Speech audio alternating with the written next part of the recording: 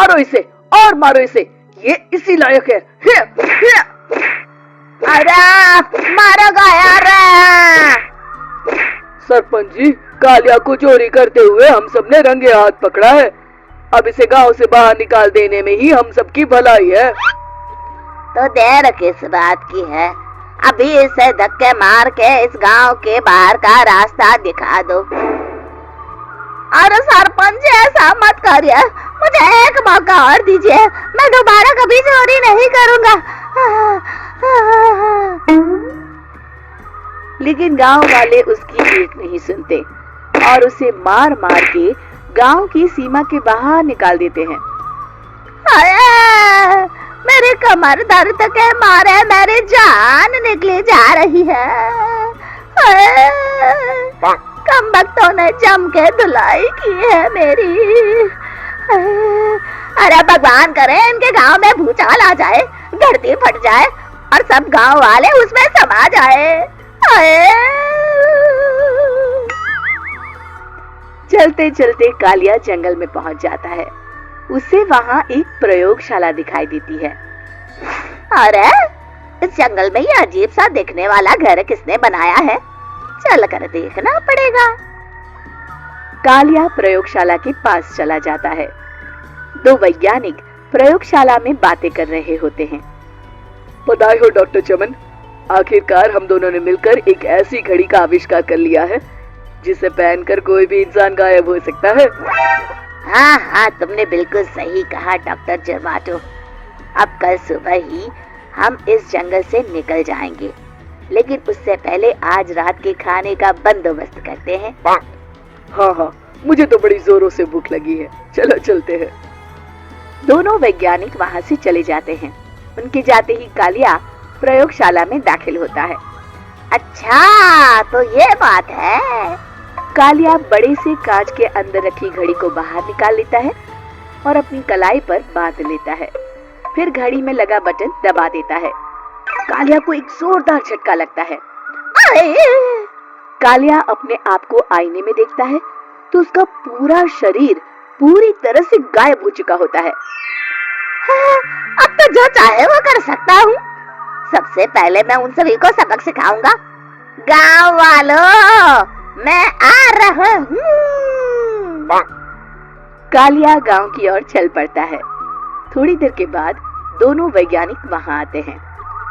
अरे ये क्या, लगता है कोई हमारी घड़ी चुरा कर ले गया है। ये देखो पैरों के निशान। अब क्या होगा, अगर वो घड़ी किसी गलत हाथों में पड़ गई तो अनर्थ हो जाएगा। तुम चिंता मत करो, हमारी घड़ी में जो बैटरी लगी है ना, वो सिर्फ 24 घंटे चलेगी। उसके बाद वो घड़ी काम करना बंद कर देगी। उधर दूसरी तरफ गांव में सरपंच अपने घर में सो रहा होता है। तभी एक आहट से उसकी नींद खुल जाती है। अरे कौन है वहाँ?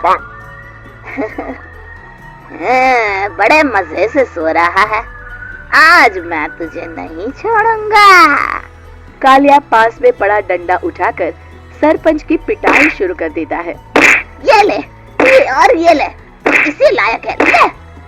आप मर गए। अरे ये क्या हो रहा है? अरे कोई बचाओ मुझे, मेरे घर में भूत आ गया है। सही कहा, मैं भूत ही तो हूँ, ये ले। अरे भूत जी, मैंने आपका क्या बिगाड़ा है, मुझे छोड़ दीजिए। आपको क्या चाहिए? तेरे घर में जितना भी पैसा है ना, मुझे ला कर दे दे, तब मैं तुझे छोड़ दूंगा और यहाँ से चला जाऊंगा। सरपंच अपनी तिजोरी से पैसे निकालकर एक बड़े कपड़े में बांधकर जमीन पर रख देता है और कालिया वो सारा पैसा लेकर वहाँ से चला जाता है। दूसरी तरफ जमींदार गांव के चौराहे पर खड़ा कुछ लोगों से बात कर रहा होता है। इस कमीने जमींदार ने भी मुझे बहुत पीटा था, इससे भी बदला लेना तो बनता है। जमींदार अचानक अपने आप को चांटे मारने लगता है। अरे भाई ये क्या हो रहा है? जमींदार साहब, अब ठीक तो है ना? अरे मुझे नहीं पता भाई।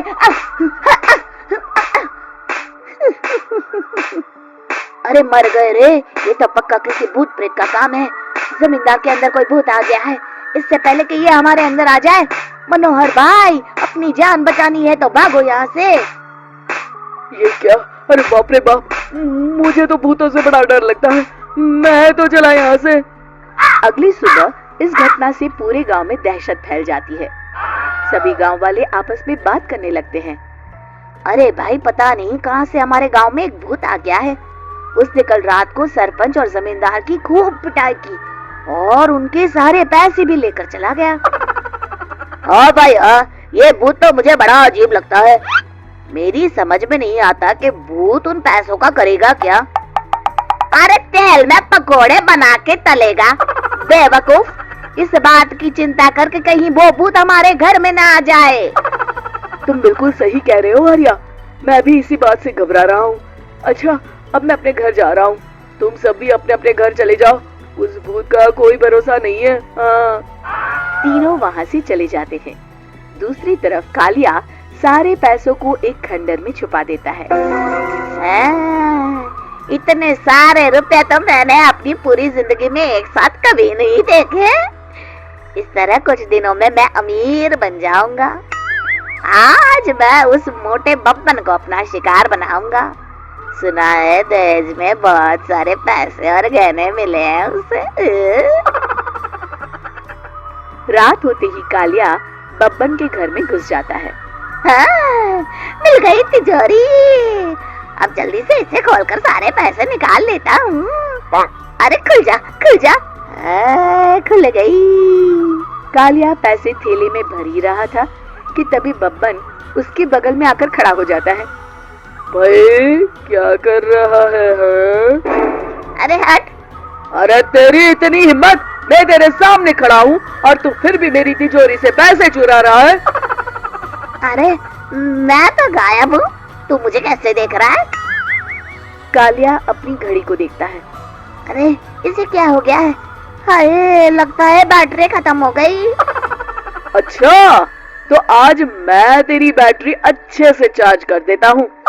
अरे भाग्यवान, जरा मेरा डंडा तो लाना। ये मोटा मुझे नहीं छोड़ेगा। अरे भागो।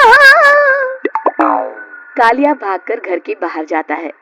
बाहर सभी गांव वाले हाथ में डंडा लिए खड़े होते हैं। अच्छा, तो तू वो भूत है?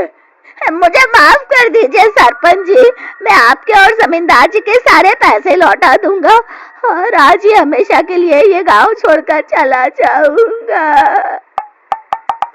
शिक्षा, बुराई ज्यादा दिन की मेहमान नहीं होती, एक दिन उसका अंत हो ही जाता है।